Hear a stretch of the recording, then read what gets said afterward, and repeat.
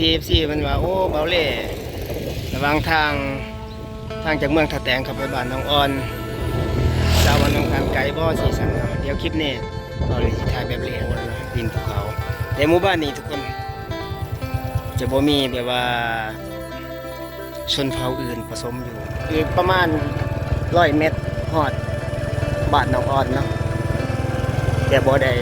แวะไปหาพี่น้องถ่ายให้พี่น้องเบิ่งซื่อ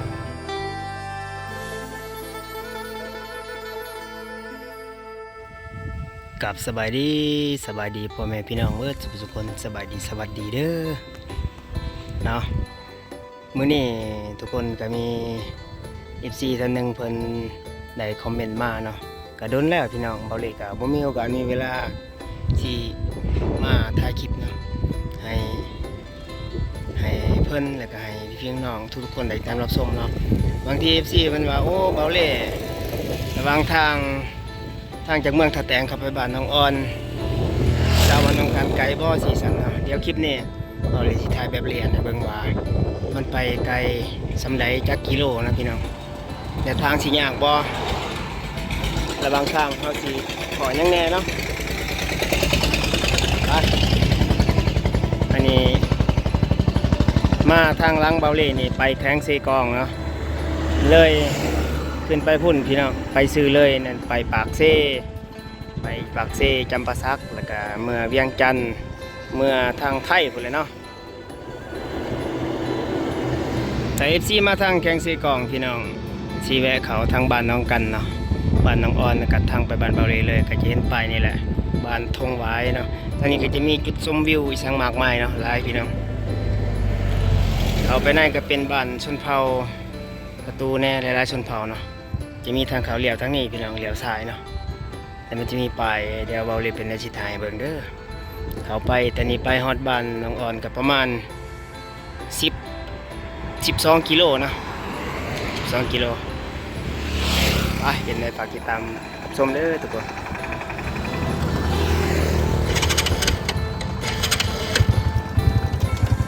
ไปเดี๋ยวพาพี่พาน้องไปเบิ่ง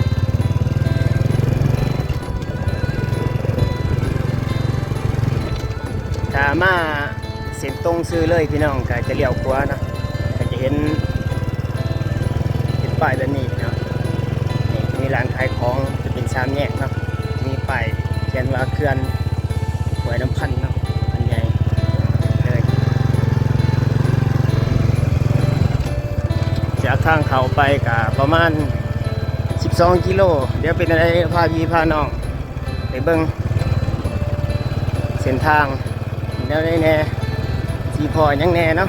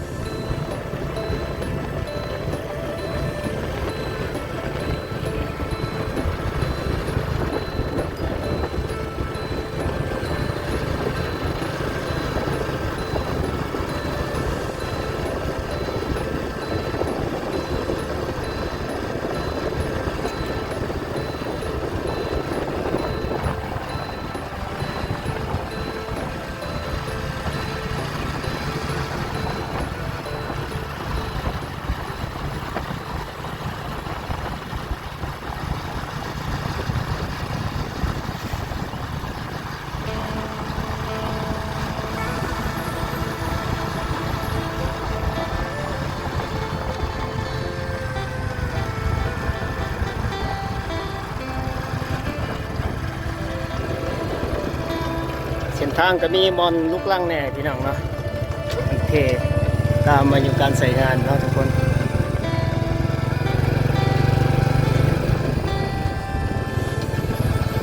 เส้นทางก็ถือว่า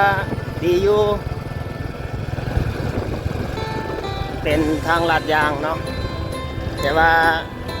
เส้นทางเข้ามาก็เต็มไปด้วยป่าไม้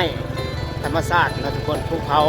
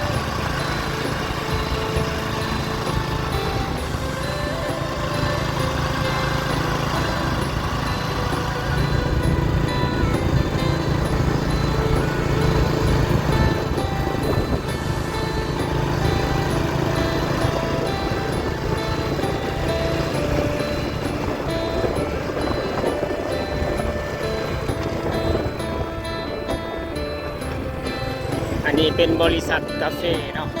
ของเวียดนามเพิ่นมาสัมปทานปลูกกาแฟพี่น้องทางประเทศเวียดนามเนาะด้านข้างที่เมาเลเดินทางนี่พี่น้องว่าสิเป็นสายกัวนี่มีแต่สวนกาแฟเบิดเนาะ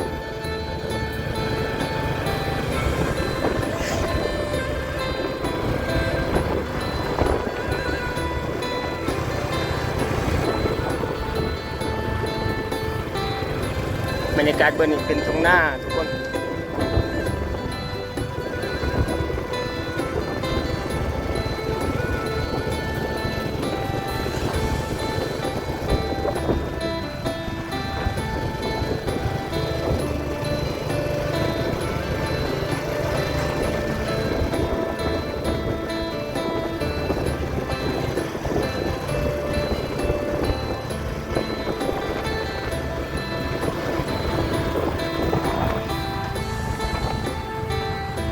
เดินทางมาได้ประมาณ6 กิโลทุกคนครับกสิมาพออันนี้เนาะป้ายบ้านนั้นบ้านห้วยดำไม้เนาะแต่ว่าจากบ้านห้วยดำไม้นี่ไปบ้านน้องออนบ้านน้องกันกับประมาณ6 กิโลทุกคนบ้านห้วยดำไม้เมืองท่าแตงแขวงเซกองเนาะเป็นภาษาลาวทุกคนไปสิเดินทางถ่ายให้พี่น้องได้เบิ่งเด้อสีเพิ่นตามมาเบาเล่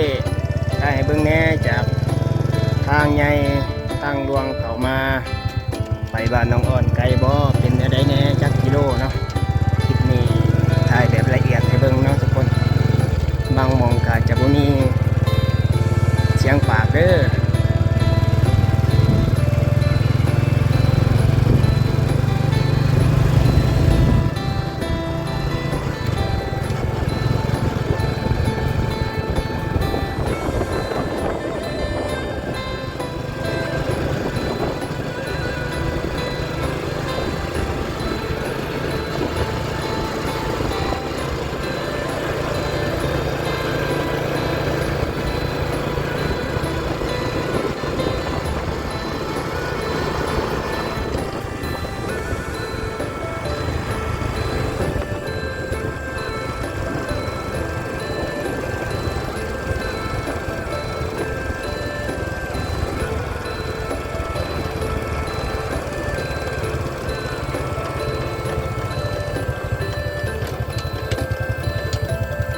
ทุกคน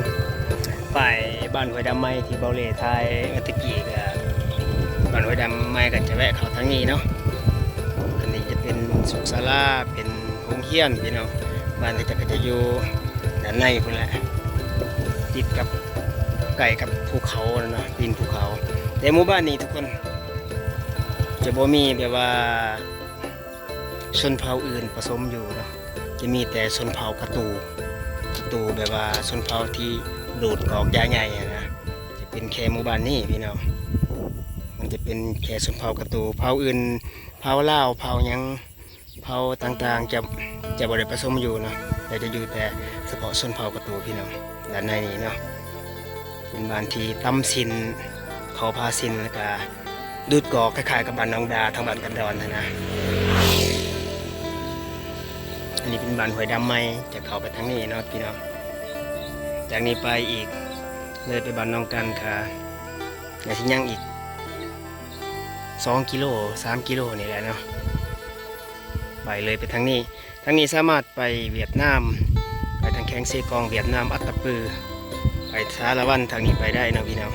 ทางนี้จะเป็นวิวจะเห็นแต่วิวภูเขาพี่น้องเนาะจะเลาะลัดตามตีนภูเขาไปแล้วก็ขี่รถตามภูเขาเนาะจะเห็นหลายๆอย่างพี่น้องทางนี้เนาะก็จะเป็นบ้านชนเผ่ากระตูคือกันพี่น้องจะมีชนเผ่ากระตูหลายๆเผ่าเนาะผสมอยู่เลยไปจะหลายๆหมู่บ้านพี่น้องแต่ว่าโดยเฉพาะหมู่บ้านนี้จะมีแค่ชนเผ่ากระตูเนาะใส่อยู่เผ่าอื่นจะบ่ได้ปะปนอยู่นะทุกคนไปเป็นรายการสิทายไปเรื่อยๆเด้อให้พี่น้องได้ติดตามรับชมเบิ่งฝากให้กำลังใจเบาเล่เด้อพี่น้องขอบคุณFCหลายๆช่วงนี้กับเห็น FC เข้ามาคอมเมนต์เนาะบ่ฮู้ว่า FC หายไปใส่เบิดหรือว่าเบาเล่ก็ขอโทษขออภัยหลายที่บ่มีเวลาได้ไปถ่ายคลิปหม้องอื่นแน่ได้ลงคลิปแน่นะเพราะว่าติดธุระแน่บ่ค่อยสบายนะพี่น้องเนาะไปบัดนี้ไปออกเดินทางอีกพี่น้อง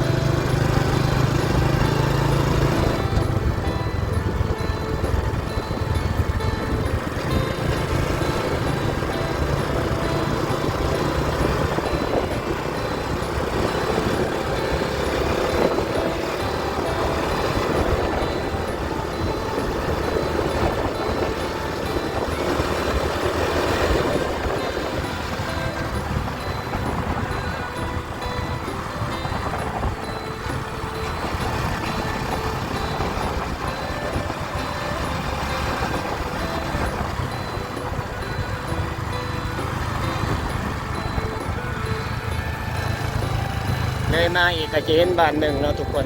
อันนี้เป็นบ้านชนเผ่ากระตูคือกันพี่น้องนะ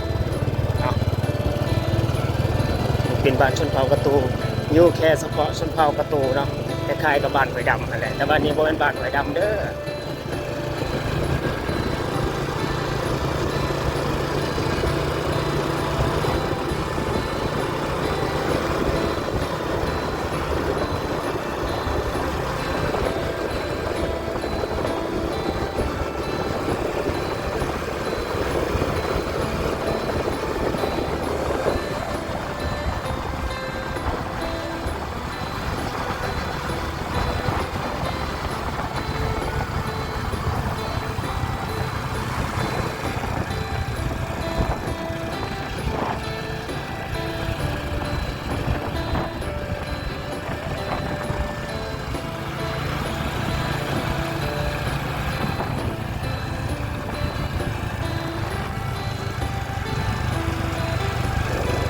อันนี้เบาเล่ก็เดินทางเขาเขตหมู่บ้านน้องกันแล้วนะพี่น้อง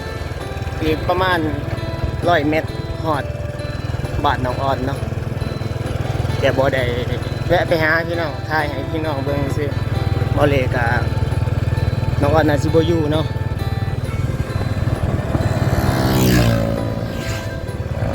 นี่ทุกคนฮอดแล้ว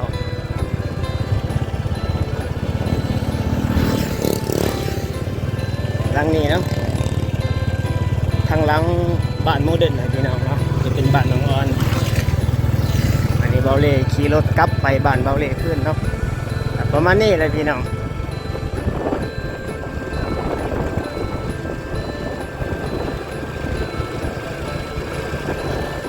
บรรยากาศเบื้องนี้เป็นภูเขา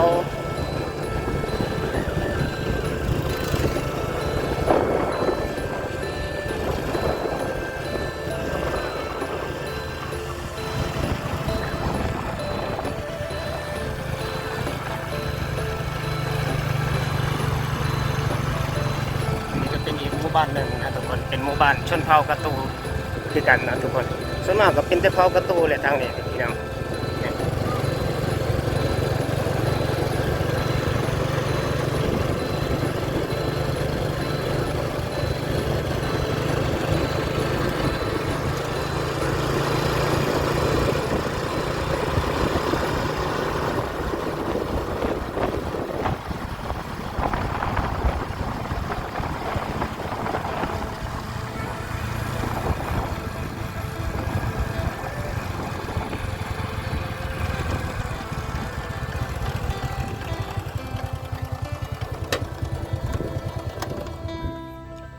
ทุกคนเนาะ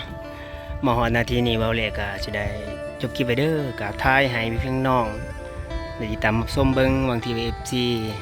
อยากรู้จักเนาะว่าระหว่างการเดินทางจากเมืองท่าแตงตัวเมืองทางใหญ่เข้ามาบ้านน้องออนเป็นแนวใดไกลบ่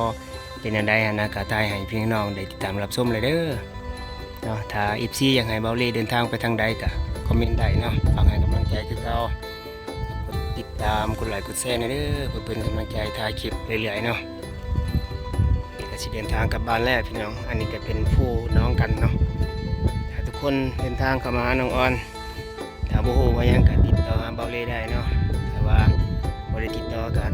เดินทางมาจะเห็นผู้สูงๆนี่พี่น้องอันนี้คือผู้น้องกันจะเป็นผู้สูงๆนี่แสดงว่า FC มาฮอดบ้านน้องออนแล้วเนาะก็ถ่ายวิดีโอนี้ก็ขออวยพรให้พี่น้องจงมีสุขภาพแข็งแรงร่ำรวยเพื่อทุกๆคนเด้อบ่ว่าที่อยู่ทางประเทศลาวทางไทยทางสหรัฐแคนาดาทุกๆประเทศที่เป็น FC เบาเล่เนาะสำหรับคลิปนี้ก็ขอบอกคำว่าสบายดีสวัสดีครับ